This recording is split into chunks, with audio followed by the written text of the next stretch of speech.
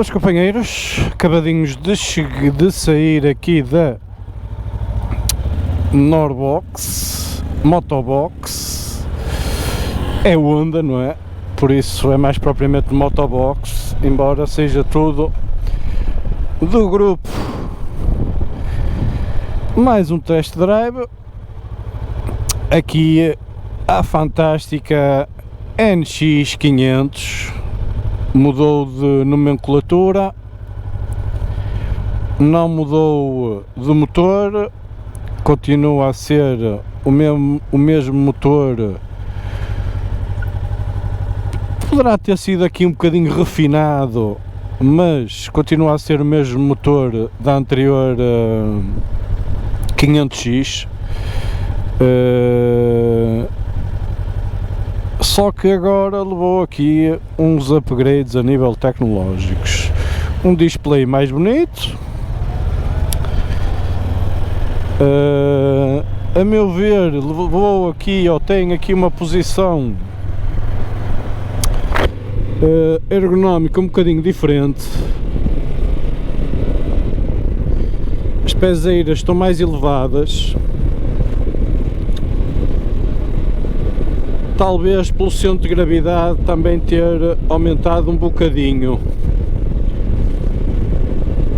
As suspensões foram melhoradas,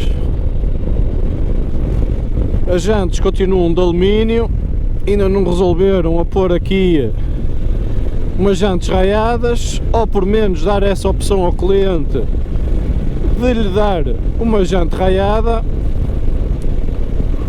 O banco não sofreu, a meu ver, grande upgrade a nível de melhoria de conforto. Continua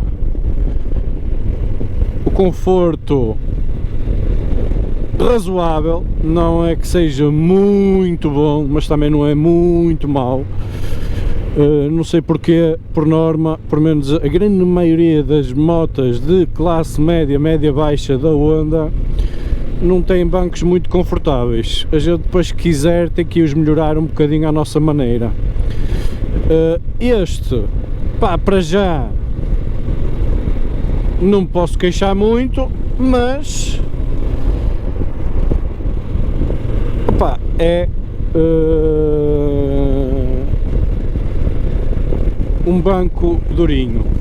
Posição ergonómica, como eu disse, tem as pernas mais inclinadas, mais com os joelhos mais fletidos, e mas de resto, a nível de braços, vou numa posição muito confortável. A travagem é boa. Tem jante 19 à frente e jante 17 atrás.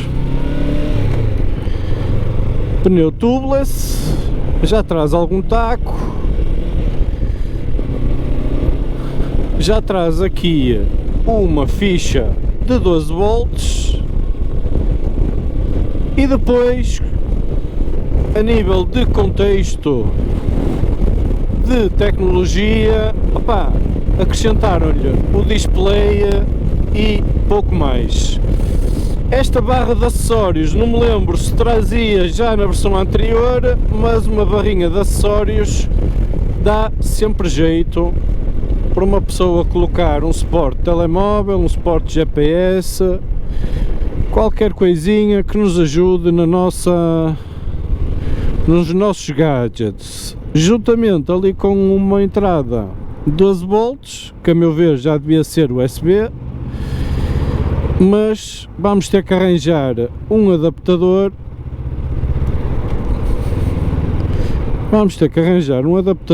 Se quisermos pôr aqui um cabo USB. Exatamente. É vida.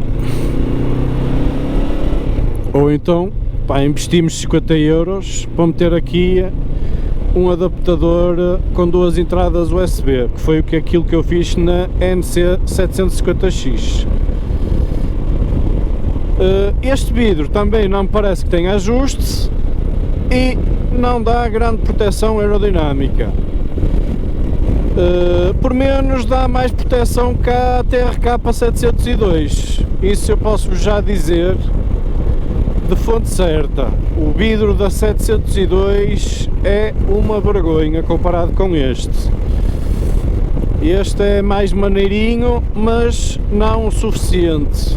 Também tem que pedir ou o vidro maior, se for para fazer umas tiradas maiores de autoestrada, tem que pedir o vidro maior,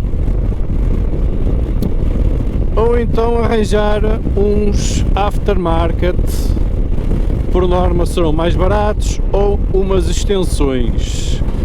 Vamos aqui a 80 quando a velocidade limite é 70, por isso vamos nos tentar controlar.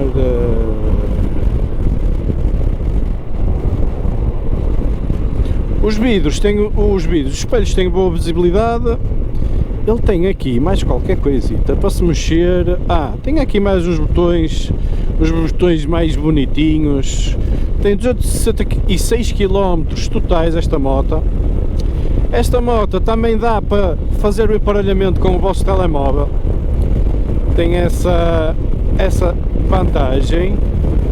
Tem os trips, trip A,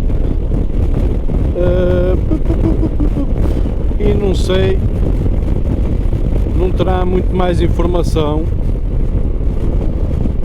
Tem o traction control, que na anterior eu acho que nem traction control tinha. Aqui tem um botão direto para ativar e desativar o traction control, ok? Que só pode ser ativado ou desativado com a moto parada.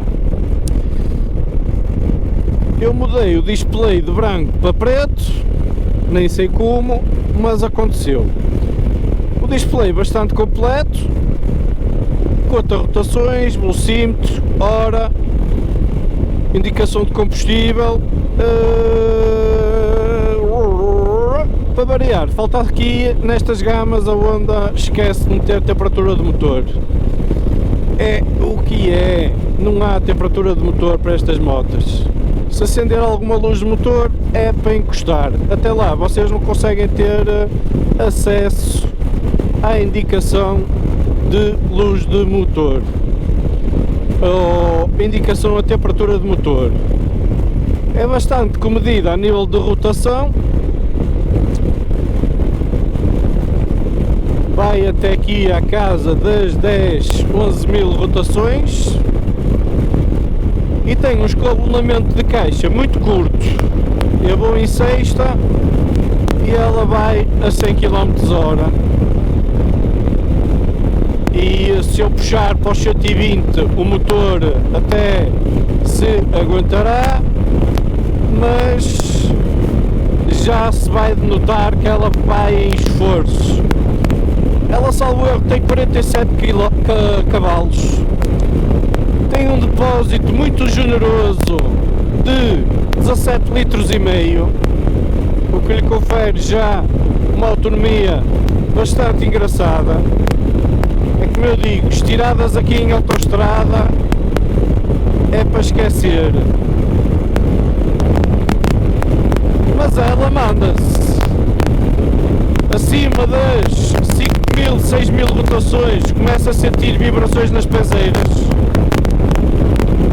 ou seja, o motor começa a denotar ali que lhe falta algo mais, mas ela vai.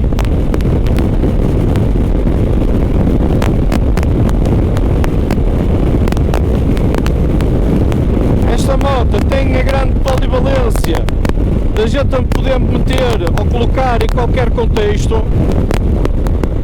mesmo de fora de estrada. Tem um peso de 195 kg ou 196 kg, assim algo irrisório, ou seja, abaixo dos 200 kg, o que para aqueles mais aficionados do off-road já podem tentar fazer umas incursões fora de estrada, mediante também a condição física de cada um. eu chego com bastante facilidade ao chão nesta moto. Ela está na posição 830mm, segundo o que eu estive a ler, mas eu posso estar errado. O banco tem 3 posições de ajuste. Não tenho a certeza se é o próprio banco que tem 3 posições de ajuste, mas eu acho que sim, ou se dá para comprar bancos com 3 posições de ajuste de altura, que é um com 810 ou 815, tem este com 830 e tem outro com 850, ou seja, o que dá para jogar aqui mediante a vossa estatura. A vossa estatura não é impedimento de comprar esta moto, porque o banco vai-vos ajudar a jogar com a vossa estatura, ok? Pá, vou acabar aqui a minha incursão na autoestrada e já vos trago mais feedback. Até já! Então cá estamos, acabadinhos de sair da nossa incursão na autoestrada. Hoje é um dia muito ventoso, está muito vento. Espero que o áudio esteja a sair bem, mas é aquilo que eu disse. A moto, a partir, ou seja, para chegar aos 120, 130, vai ali nas 6.000, 7.000 rotações, ou seja, quase no limite, quase a chegar ao redline. Não é algo que se deseje para a conservação de uma moto a longo prazo, levá-la ou andar com ela sempre no limite das rotações, não é?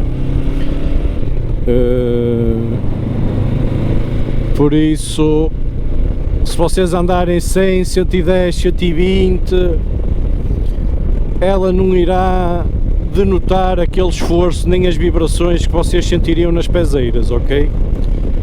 Pá, pelo menos foi isso que eu senti. Algumas vibrações também a nível do volante, mas nada de especial, realmente mais a nível de pezeiras. Opá, mas gosto da maneira como este motor puxa a baixas, que é principalmente para isso que ele foi feito. Puxar ou ter mais binário, mais força em baixas do que propriamente em altas. Em altas ele nota-se que já vai ali em esforço e que uma pessoa vai ter que, se andar com esta moto muito carregada, com penduras e tudo, que se calhar para as tiradas grandes em autoestrada não será a melhor opção. Contudo, é uma moto excelente para o dia a dia, é uma polivalente super acessível. Esta moto sem documentação custa cerca de 7.500 euros. Pá, está um preço, a meu ver, acessível. Contudo, vocês já sabem o que é que podem esperar da Honda, é que ela vem desprovida de tudo e mais alguma coisa, ok? Não tem proteções de mãos, não tem proteções, não tem crash bars, não têm proteção de cárter, não têm malas, não têm nada. É o que isto basicamente é o que a moto traz, ok?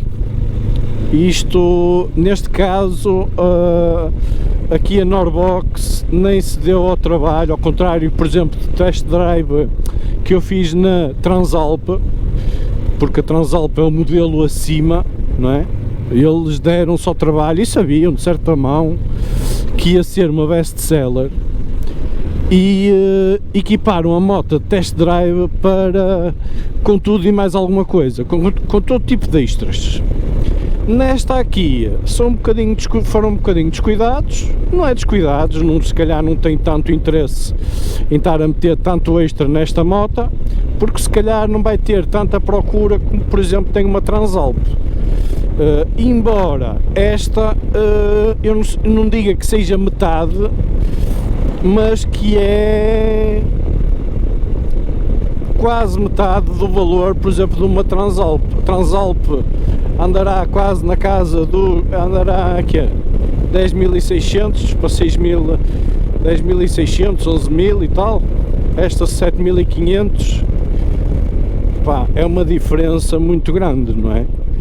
também a Transalp oferece muito mais, é muito mais moto, a meu ver, do que esta. Tem que justificar em pleno essa diferença de preço. Mas esta aqui, como eu digo, é uma moto,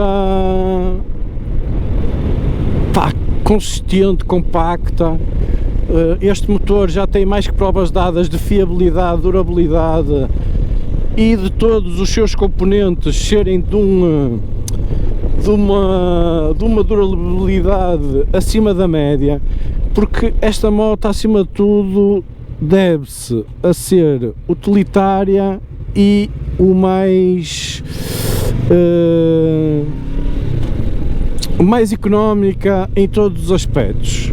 Falar em económica, consumos anunciados 3.6 litros ao 100, pá, uma coisa perfeitamente, não digo que é surreal, porque a Honda já nos habituou a ter motas com consumos muito comedidos. Isto para um uso diário, para mim, com uma top case, é um ideal. É leve o suficiente para a gente arriscar a fazer umas aventuras fora de estrada, mas lá está, para fazer essas aventuras uma pessoa já terá que, se calhar, investir um bocadinho na moto, por exemplo, um protetor de cárter, umas crash bars, porque senão depois vamos, na eventualidade da gente deixar cair esta moto ao chão, a gente já sabe que não ficará tão barato quanto isso. Repor plásticos, porque depois, se a gente for a marcas, eles não arranjam plásticos, é troca velho, mete novo. Essa a filosofia da marca, não há cá reparações para nada nem para ninguém.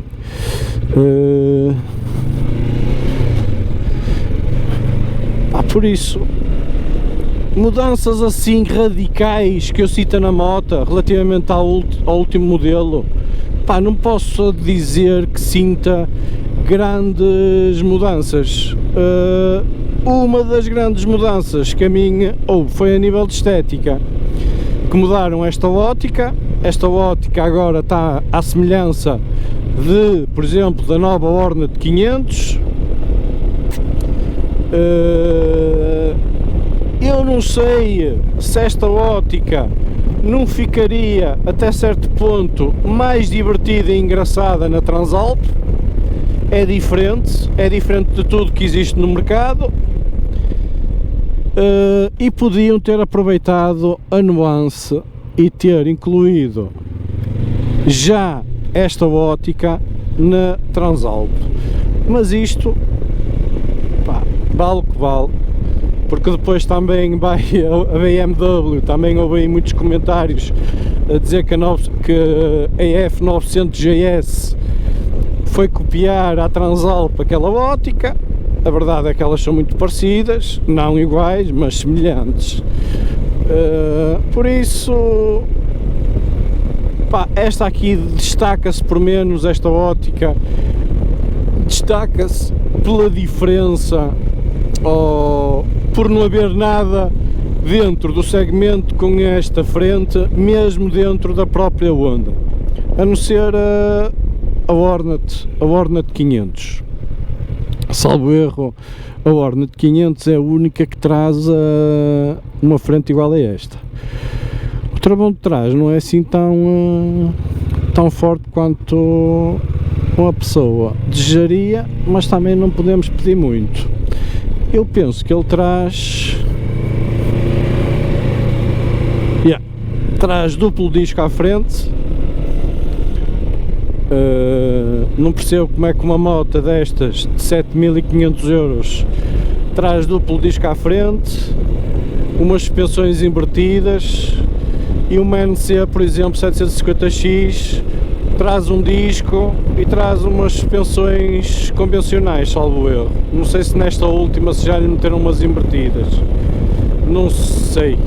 E é cara, e é mais cara a moto, 1000 euros, é mais 1000 euros de moto, que é por trazer os modos de condução, não sei, talvez. Por isso, vou continuar aqui a minha voltinha, o meu passeio. De caminho já parámos aí a moto para vos fazer um walk around e falar mais um bocadinho sobre ela. Ok, pessoal? Até já! Cá está a máquina, companheiros. Novinha, 200 e tal quilómetros. A top case é extra. Ferros extra. Já traz aqui um pneu misto, tem algum taco, mas nada de especial.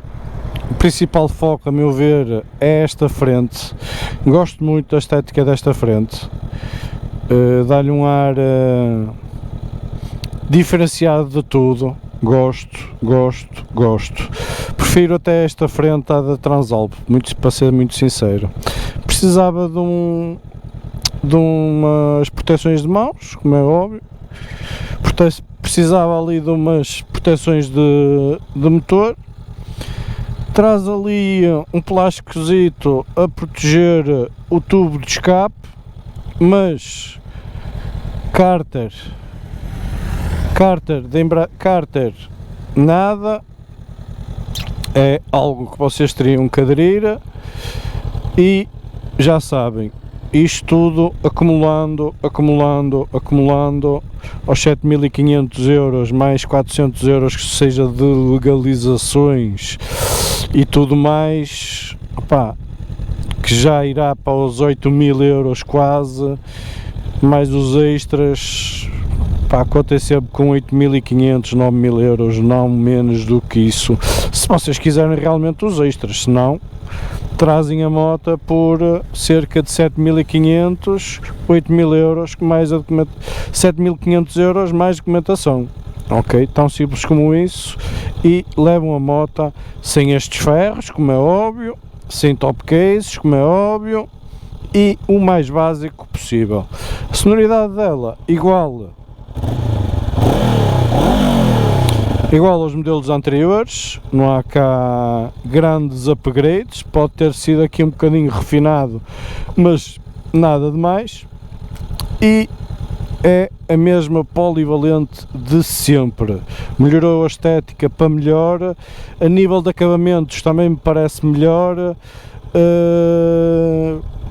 A moto no seu geral está mais bonita, a meu ver, ok?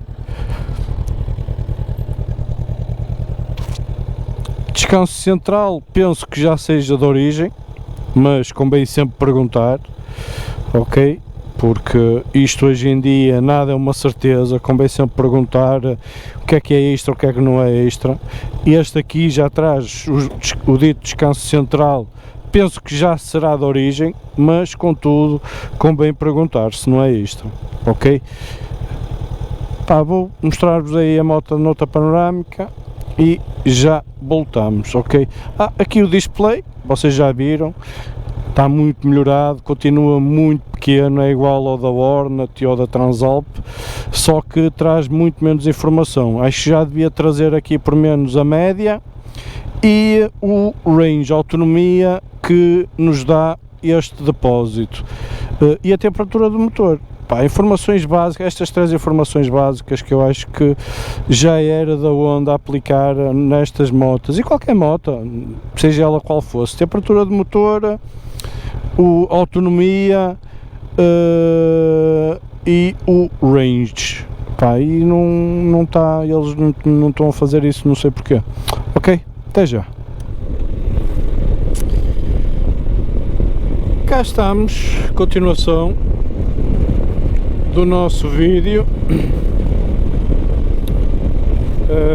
Aqui um bocadinho em contexto de resumo, a moto também curva muito bem, é uma moto que não é para te dar emoções fortes, isso pode estar certinho. É uma moto polivalente o quanto baste, esguia o quanto baste, leve o quanto baste, amiga dos baixinhos, porque dá-te essa opção de colocares o banco nos 810 milímetros, o que não é qualquer moto que te deixa com essa à vontade dentro deste segmento, ok? Por isso, a meu ver, é uma faz tudo, é uma moto muito competente, robusta, que te vai dar uma durabilidade muito grande e uma fiabilidade ainda maior, ok? Pá, é esse o feedback que eu tiro desta moto.